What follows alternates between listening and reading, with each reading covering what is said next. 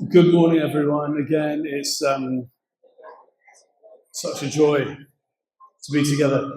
Just so I'm aware, who was here last Sunday? Just a raise of hands. Great. So probably about, gosh, that's interesting, isn't it? 40% of us were here last Sunday. Amazing.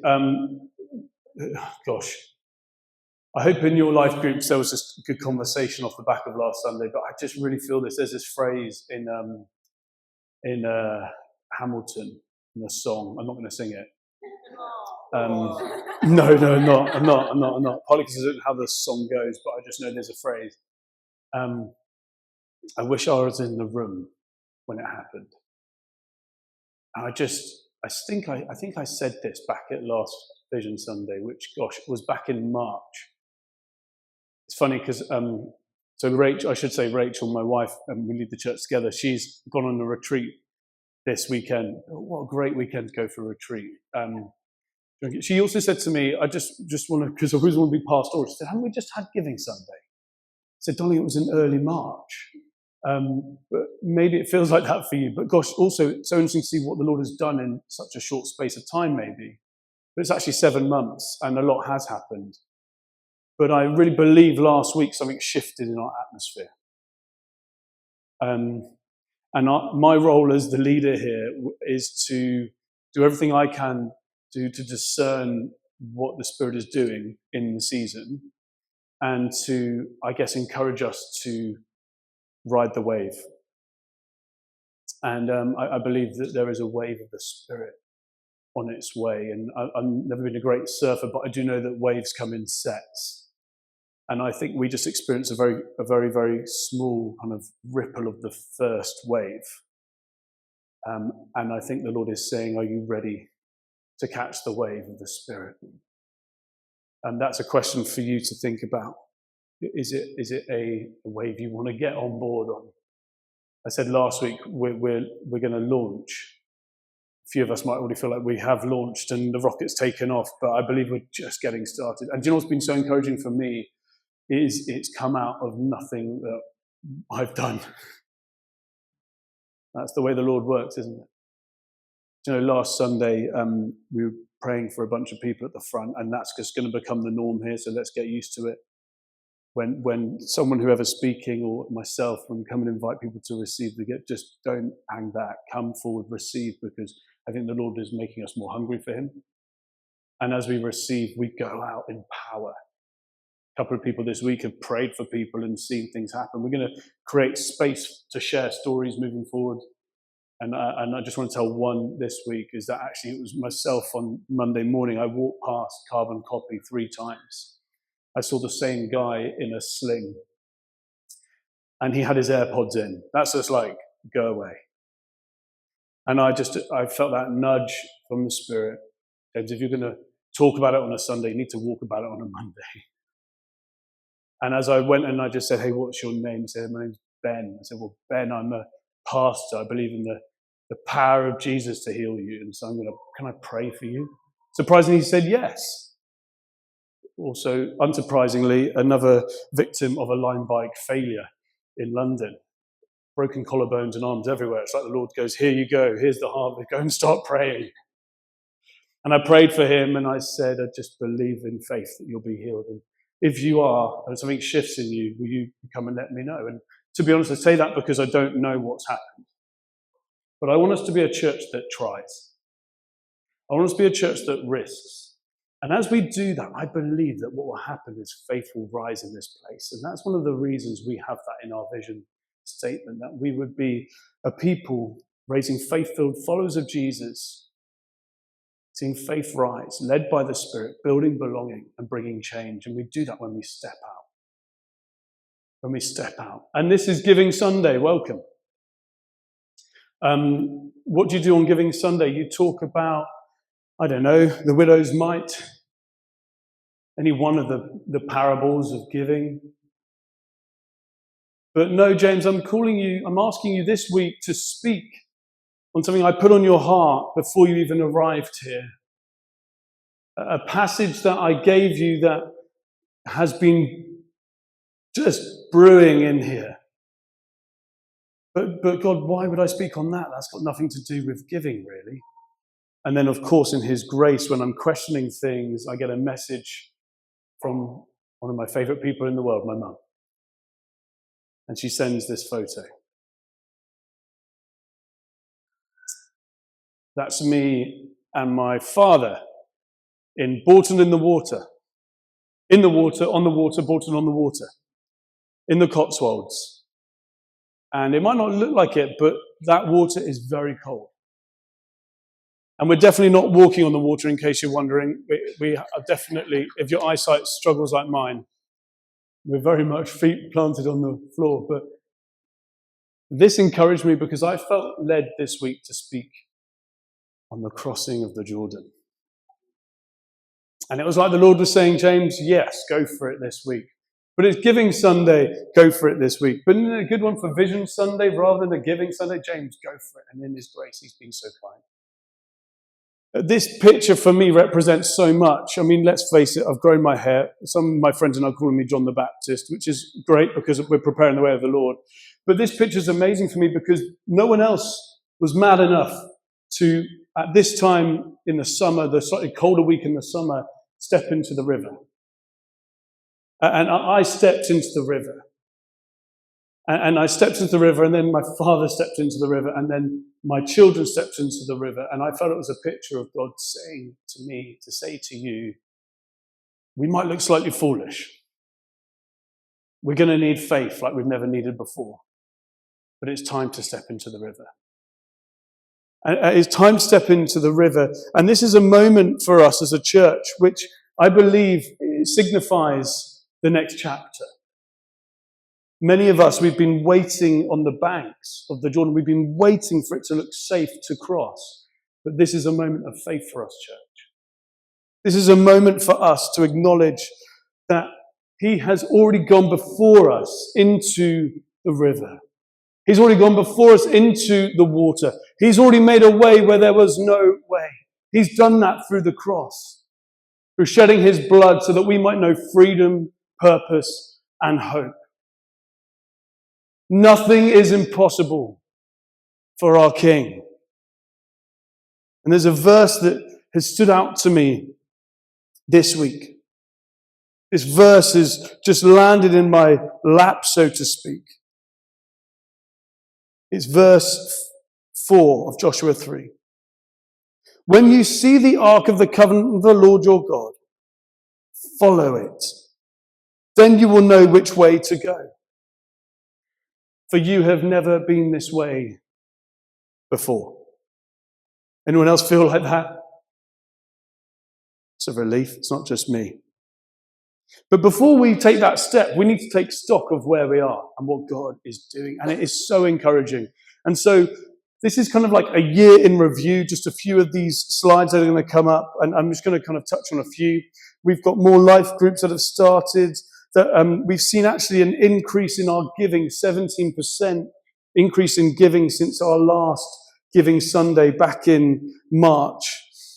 We have seen more people join the church. We've seen 75 new church family this last year. We had over 220 in the building for Baptism Sunday. Who was here for that? Some of you weren't here for that. We would have had 250 on that Sunday. Look what happens when we all come together. We've seen the launch of 6 new groups. We've started Rooted. We've had guest speakers. We've connected with local food bank, local neighbourhood watch. Our amazing warden pretty much runs the show for Hammersmith and Fulham, and we're working out new ways of leaning into that space as well. We've launched the marriage course. Alpha ran last term. Rooted, a foundations course. We've had more team join. We've had so many community events from reef making last year. It's coming again soon. Don't miss your tickets. We've already sold nearly 60. There's so much going on in the life of this church. Men's monthly socials. Families joining. We took some of the church family to Focus, like a summer holiday that we're going to be going on in the future. And we're going to be speaking about that over the next weeks and months. Youth is now meeting 3 times a month. You've just heard amazing stories of where your investment goes to get youth to go and just catch the fire and recognize they're not in it on their own at school in their faith. And then there's new initiatives. This is why we say we want to be Spirit-led. We've launched the 6, a monthly service We're going to start a monthly worship prayer night. Why, James? We don't do more. Well, we need to lean into prayer for revival, to see change. So as life groups, we're going to come together once a month and worship and pray and contend. Street prayer team. Off the back of last week, a number of people have reached out to me saying, what can we do there? Let's get something going. Deeper prayer. That's been up there prophetically for a while on a Sunday morning, you might have noticed, but that's now being kind of molded to create a safe, spirit-led ministry where we will see people set free. Coming up, Christmas Bags of Kindness. Oni will share more next week. Safe Families Project. We're in collaboration with another church called C3 down the road. I've now started praying with that leader, and we're looking at even doing prayer worship stuff together. I can go on, including a church Easter business fair to bless the local community. What about conferences, James? One day, church. One day. But he's starting something. And one of the questions I get on a regular basis is, well, okay, so how do we fund the church? How does this all work? Doesn't the Church of England pay for everything? Well, actually, unfortunately not. In fact, we contribute to the Church of England for training, for those of you that might feel called to ordination, for those in the area, it's us playing our part because we believe in something beyond ourselves. And since we've been here, this has increased yearly, and we're increasing again in the next year. Well, don't we have reserves? Yes, we have reserves. We have enough so that we can get by to cover our staff and our operational emergencies. We want to live by faith, in step with the Spirit. Who's full-time, James, in the staff? Well, I'm the only one who's full-time. And by the way, Rachel isn't even employed. Our amazing team, all part-time, all going above and beyond, going way beyond their hours to serve the kingdom here. And we want to be a church that you can see already what we're doing with mission, both locally and overseas, but we want to be a church that gives out of the overflow. We want to be a church that gives more to mission. And one of the things I have a real heart for is as we begin to expand and grow, and as the Lord begins to put places on your hearts to go and make change in those environments, countries, cities, that we would be a church that can fund and encourage you in your ministries too. But between where we are and where we're going, there's a river at flood stage in this passage. And Joshua says, as I've read, when you see the ark of the covenant of the Lord your God, follow it, then you will know which way to go. For you have never been this way before. We've never been this way before. That's what this moment feels like. But when we're led by the Spirit and we believe in the God for whom nothing is impossible, I believe as we get our feet wet, we will see miracles. The Ark of the Covenant represented God's presence. And we're a people of His presence, sharing His story and seeing renewal here at CCF. Our first truth today is that His presence goes first. We follow the Ark. The Ark where we see the supernatural reminder of Aaron's rod. We're going to see the supernatural here in this church. Where we see the stone tablets, the truth, the Word of God, because the Word and the Spirit have to come together. And the jar of manna. The jar of manna that represented what the Israelites had in the wilderness, that God gave them what they needed, the daily bread, the daily manna. And what's interesting is when they actually cross over, when they started eating the produce of the land, that the manna stopped. Why? Because God's provision shifts with the season. Sometimes He changes how He provides, so we'll keep trusting who He is. And that's what today is all about as we step in to get our feet wet. It's saying, Lord, you were faithful yesterday. We've seen the manna from the past. You'll be faithful tomorrow. And we trust you today. It's important to say generosity isn't about God taking something from us. It's about remembering who our provider is. Giving is, Lord, your presence leads, my wallet follows. This is obedience.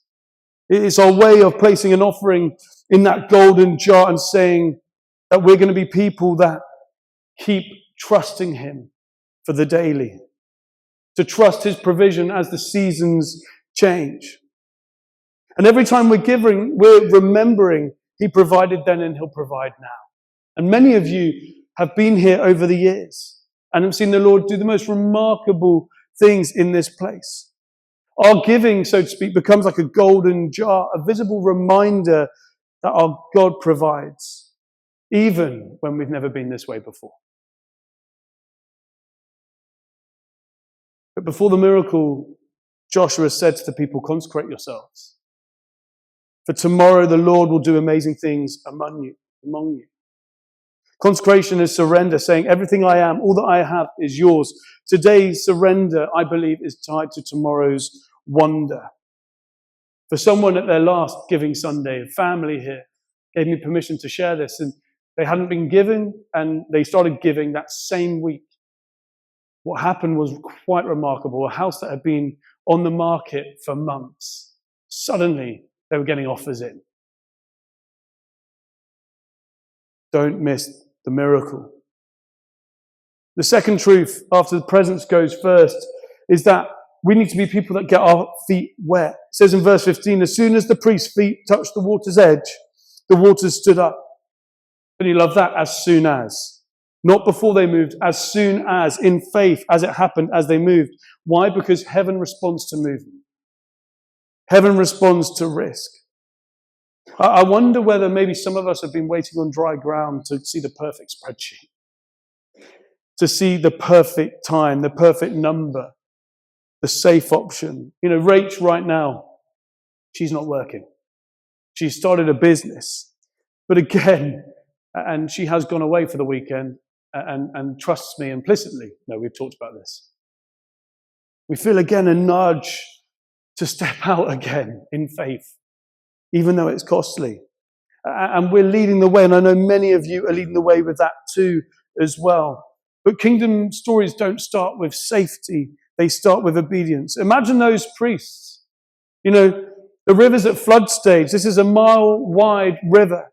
And Joshua says, step in first. The ark will lead you. And when their feet touch the water, the flow will be cut off upstream. They're carrying the most sacred object in Israel's history.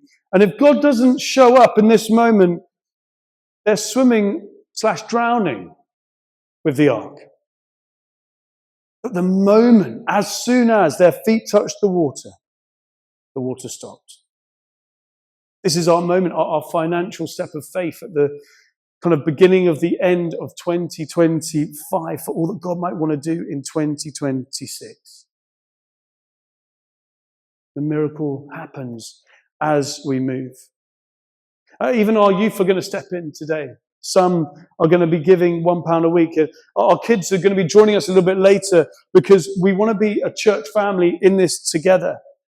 Some of us maybe want to be giving a little bit more than we already are. For some of us, it's going to be a one-off gift. If you have a brief look at this little flyer, we've got a bit of information about where we've been, but also some of the practical things we need. In a moment, we're going to come back to that. But have a look at it as the Lord begins to stir you for what we are leaning into. For someone, it might be 1,000. For someone listening, it might be 100,000. Only the Lord will show you what is right for you. It's not equal gifts, it's equal sacrifice. But whatever your step looks like today, please know this. When you give, heaven sees it. And you can't outgive God. When we honor him first, he blesses the rest. That's a kingdom principle. Money is discipleship ground. Jesus said you can't serve two masters. You know, the reality is either money has a hold of you or God has a hold of you. And this is an important moment for us in the same way that last week, many of us, we repented and we wanted to lean in again. For some of us, we're going to be repenting and we're going to be leaning in again and seeing God do far more than we can imagine through that step of faith today. And also in the story, you'll notice as you read it, that everyone crosses. says in verse 17, the priest stood on dry ground in the middle of the riverbed as the people passed by them. They waited until everyone had crossed the Jordan on dry ground. This has never been a story for the few. It's for every household and generation to join the story. And after they crossed, God said, hey, well, now I want you to take 12 stones and we'll use these stones to build a memorial. Those stones are still there today. Once they set up camp at Gilgal, and Joshua did the same where the priest was standing with the ark, he put a memorial there as well. And then when everyone was on the other side, if you read in verse 11, and came out of the riverbed, what happens next? The Jordan River flooded again. Goes on in verse 20 to say, when your children ask, what do these stones mean? Tell them, this is where the Israelites crossed on dry ground. They didn't just pass through, they celebrated, they marked it, they acknowledged where they were so they could be recognize where God was taking them. Reminder of the faith that they showed. Reminder of the step of bravery that they showed. And we're learning and we're doing this together. You know, when I grew up, just like my boys are growing up in a vicarage, I was privileged to see on a regular basis this kind of picture of what God was doing. But one of the keys for my parents was to celebrate along the way. And I'm sorry for where we haven't done that. For where we haven't celebrated enough of what God has done. The breakthroughs as you have come out of debt. The people here who maybe have received those gifts. The people here who maybe have gone above and beyond and received real flack and persecution for it. Each of the stones represent an element of God's story he is telling here today. What does stacking stones look like here for us? I don't know, a teenager meets Jesus in the most profound, powerful way at Focus. We're investing in the future generation.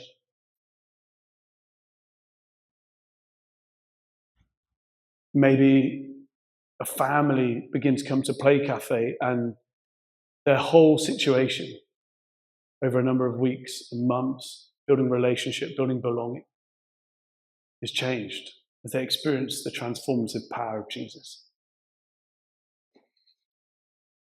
Maybe that stone is beginning to fund and believe that this place would be a place that shines bright in this city, believes in the impossible and begins operating in the naturally supernatural so that we would train and equip people to do exactly the same in their churches and in their lives. Maybe that stone represents a couple coming back together on the marriage course after years of not communicating properly. Maybe that stone that you're placing today represents something of someone's journey back to faith on Alpha, getting baptized and seeing 20 friends hearing the gospel for the first time in years. Maybe that stone helps just to keep the heating on so that we're warm on a Sunday morning in the winter months. Maybe that stone does way more than we can even begin to imagine when it comes to our relationships with schools and how we might be blessing those local schools with extra time dedicated to the youth. Whatever your stone is today, know that it's going to have an impact for tomorrow. And why? Why do we do this? Although he was rich, for our sake he became poor, so that you through his poverty might become rich.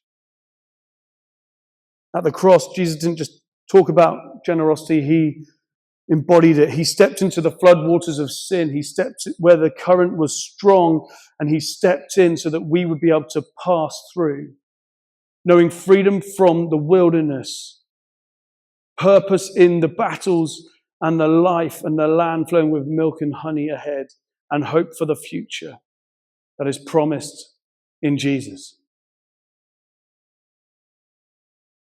We give because he gave.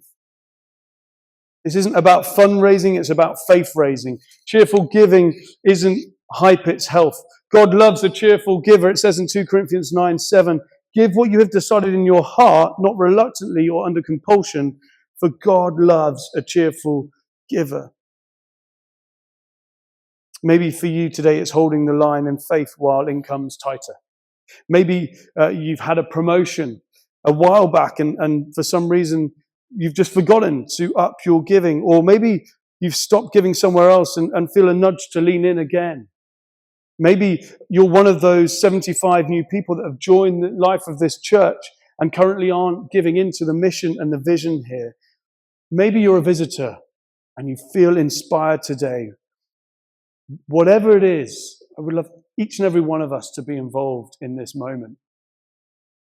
As we together lean into praying, serving, and giving into the vision and the mission here at CCF, to see people join the story, the greatest story that we get to be a part of.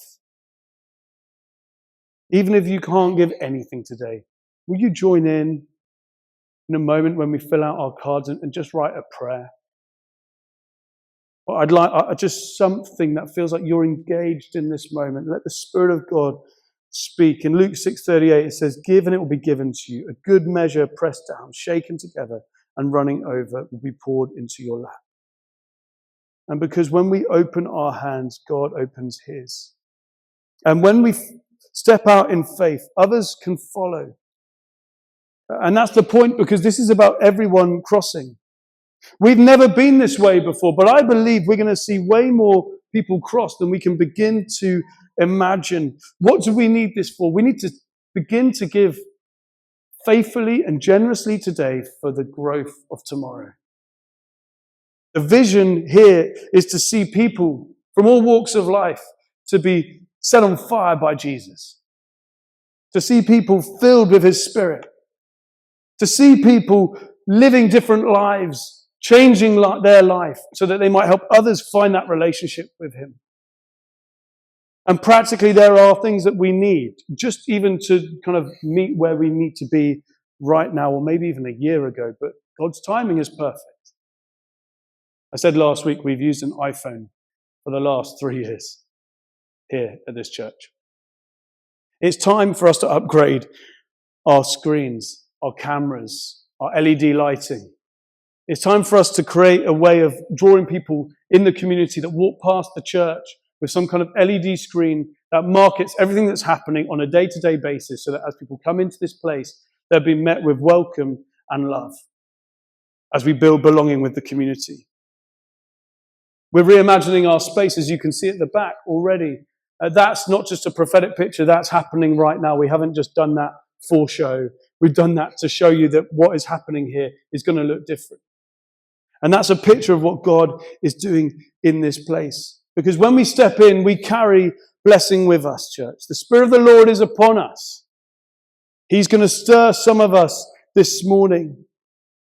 And so as we take a moment now in quiet, ask this question, Lord, what does getting my feet wet look like for me? What does obedience look like? His presence goes first. So ask him. Some of us are stepping in for the first time. Some of us have stood in the middle for years, but together we say your presence goes first. We've never been this way before, but God leads us, doesn't he? He knows the route. He holds the river. He owns the harvest. And so let's take a moment. Some music's going to come on. And we're all going to join in this together.